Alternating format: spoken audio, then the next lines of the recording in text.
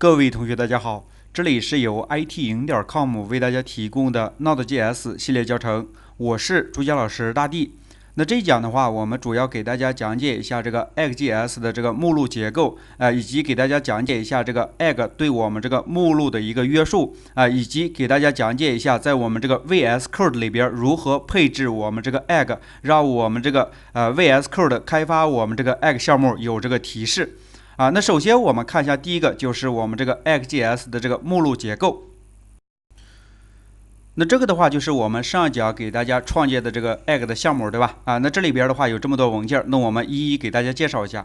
首先的话，这里边有个.idea 的文件，这是我们这个编辑器生成的一个配置文件，这个不用管它。然后这个 app 这个目录的话，这是非常重要的，这是我们回头开发项目的一个项目文件就是我们回头这个控制器啦、服务啦包括我们的中介件啦，都写到这个里边，这就是 app 非常重要。然后再一个就是 configure 的话也是非常重要的，它是我们这个整个项目以及插件的配置文件，这就是这个目录。然后在这里边还有个 logs 的话就是日志文件这个正常情况也不用管它然后这个 node modules 就是我们这个模块安装以后它就会放到这个 node modules 里边。然后再就是这个 run 的话就是我们运行项目的时候生成的一些配置文件，就是运行项目的时候生成的一些配置文件。也就是运行项目需要的一些配置文件这个也不用管。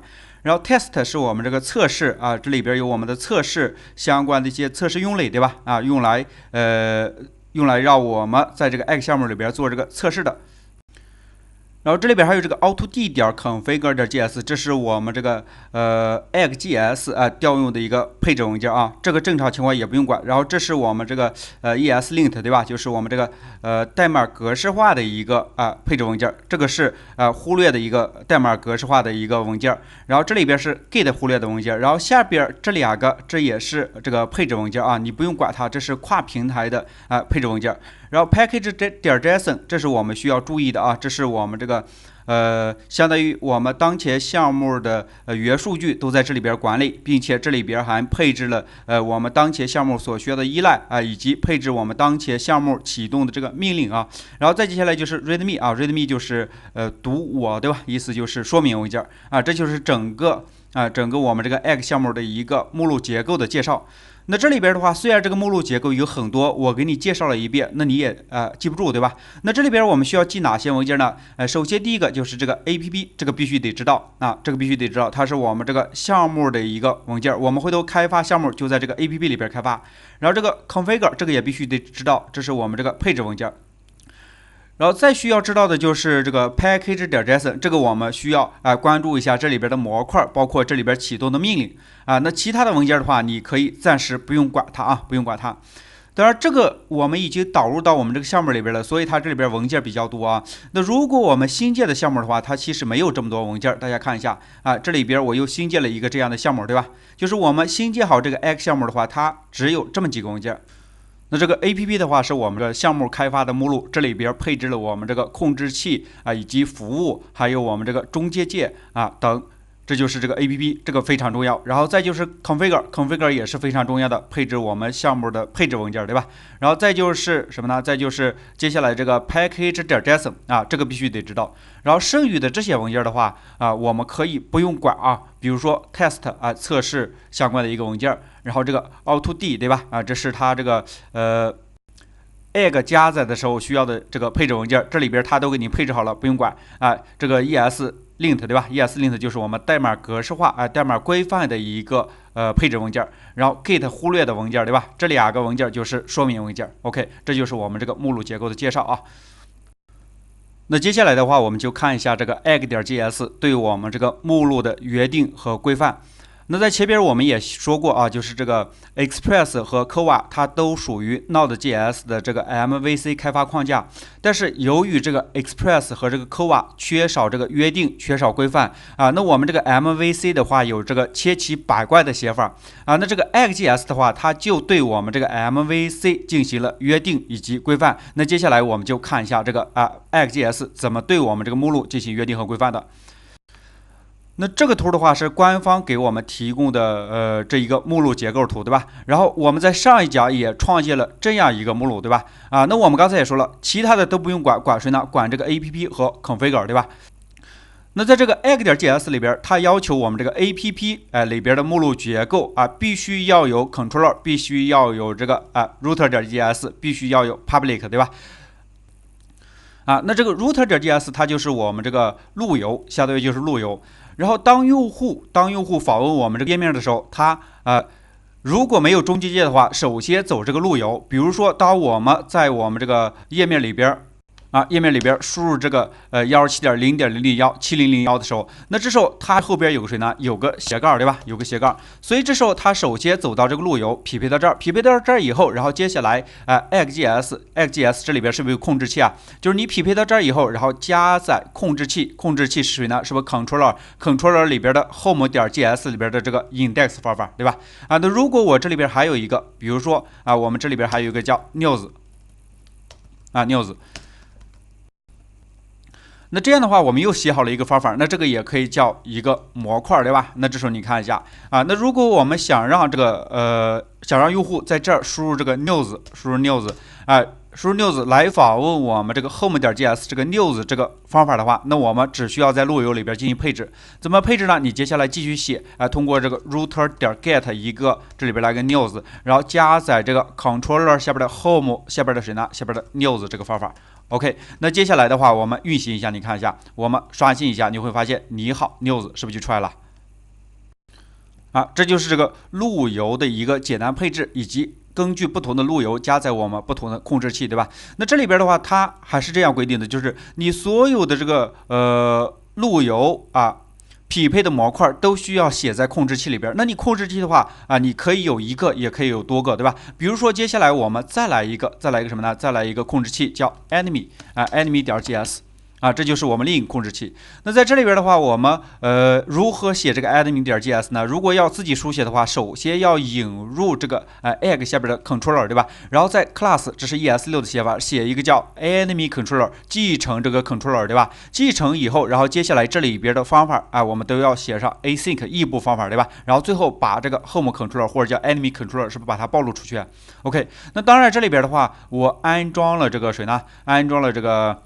就是上边说到，就是这个 VS Code 里边 egg 的一个提示工具，所以我这里边直接可以输入一个叫 EJJ， 你看它这有提示，我选择这 controller， 然后回车，那这样它就生成了我们这个代码结构，对吧？很好。就是你要注意，首先你如果这里边叫 enemy.js， 那你这里边这个控制器的名称首先首字母大写必须要和它对应起来，对吧？然后还要继承这个 controller， 对吧？然后接下来这里边就是你的方法，比如说 enemy 里边有一个 index， 然后这里边的话，那我们就写了那我们说了这个 EJJ egg 基于谁呢？基于这个 Koa， 对吧？基于 Koa。那在我们这个 Koa 中的话，是如何给我们用户响应信息呢？我们在 Koa 中是不是通过 context 点一个 body 等于个内容？比如说我们这里边叫用户管理，对吧？那在 Koa 中是不是这样响应那在我们这个 egg 中，那它是如何给用户响应信息呢？那它是这样响应的，它通过 this 点 context 点一个 body this 点 context 点 body 等于这个用户管理来响应的。什么意思呢？就是在我们这个 egg 里边对这个 Koa 又进行了个封装，它把这个 context 的对象放到谁呢？放到这个 this 放到 this 上了所以要注意一下，这是 Koa 给用户响应信息信息。然后下边的话，这是谁呢？这是 egg 里边EJJ 给用户响应信息，这个要注意一下就是这句话就相当于我们Koa 中的这句话当然大家也可以打印一下谁呢？打印一下这个 this， 看一下我们这个控制器里边这个 this 上边到底有哪些属性或者方法，对吧？那这时候你看我们打印一下。当然，在这打印的话，那大家想想，我们如何触发这个方法呢？对吧？或者如何让我们页面上显示这个用户管理？那这时候我们是不是又要配置路由那这时候就找到我们这个路由，找到路由，我们要访问 enemy 下边的这个 index 方法，那你就在这个路由里边，这里边写一个叫 enemy， 写个 enemy， 然后这时候加载谁呢？加载 controller 下边的谁呢？是吧 ？controller 下边的 enemy 下边的这一个 index 方法啊，要注意这种写法，对吧？写法啊，不需要引入，直接用就行。OK， 那接下来的话，我们就访问这个 enemy 给大家看一下。那这时候我们在我们这个页面上边输入 enemy， 输入 enemy 以后啊，它首先匹配这个路由，匹配到路由，然后加载控制器里边的方法。那控制器是哪个呢？就是你写 controller enemy， 那它就找到这个 enemy 里边的这个这些方法，对吧？但是 enemy 里边具体哪个方法呢？那是把 enemy 里边的 index， 也就是找到 enemy 里边的 index。OK， 那接下来你看我们回车一下啊，回车一下，这里边输出用户管理，用户管理是哪句话输出的呢？是不是就是 this 点 context 点 body 输出的？然后这里边打印出 this， 那打印出 this 应该从哪儿看呢？啊，是在我们这个页面里边看呢，还是在我们服务端的一个控制台里边看呢？啊，大家想想，这是属于 Node.js 对吧？所以我们需要在服务端看，对吧？啊，那大家看一下，这里边打印出了这个 this 里边包含了谁呢？啊，this 里边包含了 context 以及 app 啊，就是它把这个 context、app 以及这个 configure 对吧？包括这里边还有一些其他的一些服务啦这些其他的一些东西都挂载到了谁呢？都挂载到了 this 上边啊。这样的话，让我们调用起这个科瓦里边的一些方法也非常方便啊，就是让我们调用科瓦里边的一些方法也非常方便啊。这就是谁呢？这就是 egg.js 对于我们这个路由以及控制器的这个约定啊，以及对它们的一个规范啊。那接下来的话，这里边你看到还有一个叫 public， 那这个 public 目录它是什么呢？它是一个静态资源文件。我们学过科瓦应该知道对吧？那这个静态资源里边，在这个静态资源里边，我们可以有我们的 CSS 啊 ，CSS 也可以有我们的这个叫图片叫 images 啊，这就是静态资源文件。这里边就放静态资源 CSS、GS 啊、GS 以及这个image 对吧？静态资源啊，所有的静态资源都放到这儿。OK， 这就是 public。然后接下来的话，那我们再想，对吧？啊，那你在 controller 里边，比如说我们这里边有个 enemy 或者有个 home， 对吧？啊，有个 home， 你直接给用户响应这么个信息，响应这么个信息，是不是特别好？所以我们想的是在这个里边来渲染我们这个模板啊，渲染模板啊，那就到哪儿了？就到我们图上这个，你看一下，当用户访问我们路由啊，匹配到控制器，匹配到控制器以后，控制器里边的这个这个方法对吧？要给我们用户响应，响应的话，我们要渲染模板。渲染模板的话，那在我们这个 egg.js 模板的话，要放到哪儿呢？放到这个view 这个目录里边，必须要放到这儿啊。比如说我们以前学过 EJS， 那你这里边就写个什么呢？比如说叫 index.ejs 啊，这就是我们这个模板啊。它要求我们这个模板必须放到这个 view 这个目录里边。OK。啊，这就是对我们这个模板的一个约定。然后接下来，那大家再想啊，我们现在有模板了，就是回头的话，我们在 home 里边啊，我们给大家讲了这个模板引擎以后，大家就可以通过比如说叫 await 然后 this 点 context 点 render 来渲染我们这个模板，对吧？啊，这个没问题啊，回头肯定是可以渲染的，但是我们需要配置啊，通过这种方式可以渲染，但是要注意，我们这个数据从哪来啊？数据从哪来？啊，那我们这个谁呢？我们这个 egg 是什么呢？是一个 MVC 的框架 ，MVC 的框架，大家看一下，也就是这样一个框架，对吧？啊，那这样一个框架里边的话，我们这个 view 负责什么呢？就是在 MVC 框架里边，它有这个 view 是视图，也可以叫模板，负责我们这个页面的展示，然后这个 controller 控制器啊 ，controller 它是一个控制器啊，它负责什么呢？负责处理业务逻辑啊，负责处理一些业务逻辑。比如说我们这个控制器啊，比如说我们这个路由啊，不是说控制器。比如说路由里边加载了个 enemy 啊，那我们这控制器它做的操作就是啊，如果你这里边加载 controller 下边的 enemy index， 那这时候是不是就在这个 controller 下边的 enemy 下边的 index 处理这个业务逻辑啊？如果你加载的 home 下边的 news， 那它是不是就在这个 home controller 里边这个 news 方法里边处理这个业务逻辑？所以它负责一些业务逻辑的处理啊。那在 MVC 这样一个框架里边还有谁呢？还有一个叫 model MVC， 还有一个叫 model， 叫 model 也可以叫模型，对吧？啊 model， 那它主要负责什么呢？它主要负责就是和数据打交道。什么叫和数据打交道呢？比如说查询数据库查询数据库还有就是请求数据。这就是这个 MVC 的一个架构里边，我们这个 View Controller 以及这个 Model 的具体的功能，对吧？具体的功能你和数据打交道，你可以放在 Controller 里边，但是这样不是特别好，对吧？所以在 MVC 这种开发模式里边，我们把它放到这个 Model 里边。那刚才的话，我们给大家介绍了 Controller， 介绍了 View， 对吧？那 Model 在我们这个Egg 里边具体是谁呢？那 Model 的话，在我们 Egg 里边是用这个服务来充当的，也就是这个 Service 也就是我们的这个 Model 必须放到哪儿呢？必须放到 Service 这个文件夹里边也叫服务，对吧？也叫在这里边也叫 Service 它主要和数据打交道处理我们这个数据的，这就是 Model MVC 的架构。